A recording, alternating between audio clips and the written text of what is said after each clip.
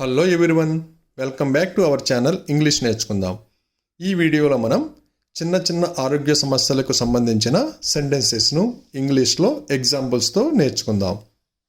సాధారణంగా మనం పని ఒత్తిడి వలన కానీ లేదా ఆరోగ్య సమస్య వలన కానీ సరిగ్గా నిద్రపోకపోతే కళ్ళు మండుతాయి కదా, దాన్ని ఇంగ్లీష్లో my eyes are burning due to lack of sleep, my eyes are burning due to lack of sleep అని చెప్పాలి. మనం ప్రమాదవశాత్తు కింద పడినప్పుడు కాళ్ళు చేతులు బెణుకుతూ ఉంటాయి కదా, దాన్ని ఇంగ్లీష్లో స్ప్రెయినింగ్ అంటాం. ఉదాహరణకు నా చీలమండ బెణికింది, దీన్ని ఇంగ్లీష్లో my ankle is sprained, my ankle is sprained అంటాం. మనం ఎక్కడైనా చాలాసేపు కూర్చుని ఉండిపోతే కాళ్ళు మొద్దుబారిపోతాయి కదా, దాన్ని ఇంగ్లీష్లో my legs are numb from sitting for a long time. Numb అంటే మొద్దుబారడం. My legs are numb from sitting for a long time అని చెప్పాలి. ఒక్కోసారి మనకు దెబ్బ తగిలినప్పుడు అది కమిలిన గాయం అవుతుంది కదా, దాన్ని ఇంగ్లీష్లో బ్రూజ్ అంటాం.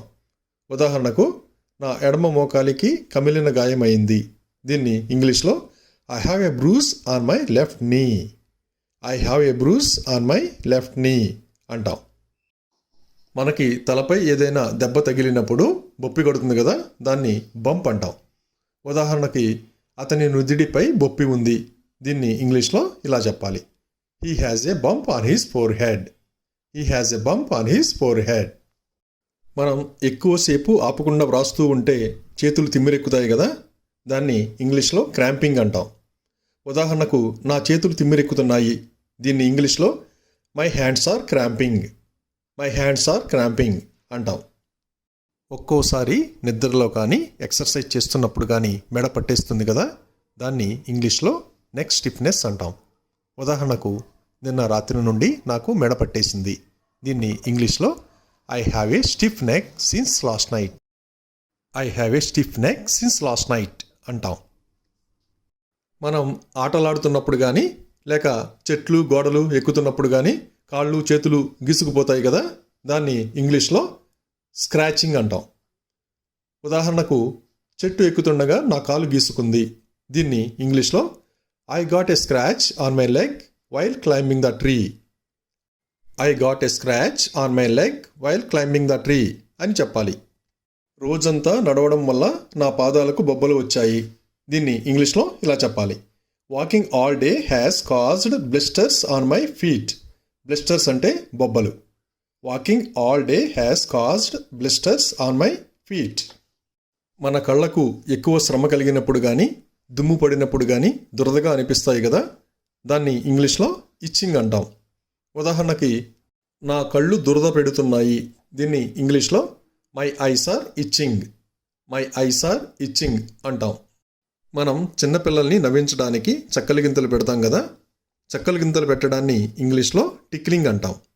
ఉదాహరణకు నాకు చక్కలి గింతలు పెట్టకు, దీన్ని ఇంగ్లీష్లో don't tickle me, don't tickle me అంటాం. ఆమె చెంప మీద మొటిమ ఉంది, దీన్ని ఇంగ్లీష్లో she has a pimple on her cheek, pimple అంటే మొటిమ, she has a pimple on her cheek అంటాం. ఒక్కోసారి మనకు సరిపడని ఆహారం కానీ మందులు కానీ తీసుకుంటే శరీరం మీద దద్దుర్లు వస్తాయి కదా, వాటిని ఇంగ్లీష్లో ర్యాషెస్ అంటాం. ఉదాహరణకు మందులు వాడిన తర్వాత ఆమెకు దద్దుర్లు వచ్చాయి, దీన్ని ఇంగ్లీష్లో she developed A rash after using medicines, she developed A rash after using medicines అని అంటాం. కొందరు మడమలు పగలడం వలన బాధపడుతూ ఉంటారు కదా, ఇలా మడమలు పగలడాన్ని క్రాక్డ్ హీల్స్ అంటాం. ఉదాహరణకి ఆమె పగిలిన మడమలతో బాధపడుతుంది, దీన్ని ఇంగ్లీష్లో she is suffering from cracked heels, she is suffering from cracked heels అంటాం. చాలామంది చుండు సమస్యతో బాధపడుతూ ఉంటారు కదా, చుండుని ఇంగ్లీష్లో డాండ్రఫ్ అంటాం.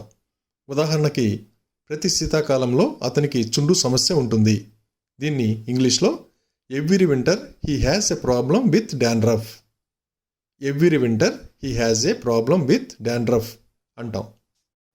మన అందరికీ పులిపిరికాయలంటే తెలుసు కదా, దాన్ని ఇంగ్లీష్లో వార్ట్ అంటాం. ఉదాహరణకు అతని మెడ మీద చిన్న పులిపిరికాయ ఉంది, దీన్ని ఇంగ్లీష్లో he has a small wart on his neck, he has a small wart on his neck అంటాం. మనం కొంతమందిని చూస్తూ ఉంటాం కదా, పాదాలలో ఆనెలతో చాలా ఇబ్బంది పడుతూ ఉంటారు. ఆనెలని ఇంగ్లీష్లో ప్లాంటర్ వాట్స్ అంటాం. ఉదాహరణకి, గత కొన్ని వారాలుగా ఆనెలు నన్ను ఇబ్బంది పెడుతున్నాయి. దీన్ని ఇంగ్లీష్లో plantar warts have been bothering me for the last few weeks. Plantar warts have been bothering me for the last few weeks అని అంటాం. ప్రమాదంలో ఆమె కాలికి తీవ్ర గాయమైంది. ఇంగ్లీష్లో her leg was badly injured in an accident. Injured అంటే గాయపడటం. Her leg was badly injured in an accident. ఆమె కుడికంటి పైన వాపు ఉంది. దీన్ని ఇంగ్లీష్లో she has a swelling above her right eye. Swelling అంటే వాపు. She has a swelling above her right I. శీతాకాలంలో చల్లని వాతావరణం వలన చర్మం పొడిబారుతుంది కదా, ఇలా పొడిబారడాన్ని డ్రైనెస్ అంటాం. ఉదాహరణకు, చల్లని వాతావరణం వలన చర్మం పొడిబారుతుంది. దీన్ని ఇంగ్లీష్లో ఇలా చెప్పాలి, cold weather causes skin dryness. Cold weather causes skin dryness. Thank you for watching this video. మీ అభిప్రాయాలను కామెంట్స్ ద్వారా తెలియజేయండి. మరిన్ని వీడియోల కోసం ఈ వీడియోని లైక్ చేయండి, షేర్ చేయండి మరియు సబ్స్క్రైబ్ చేయండి. Thank you.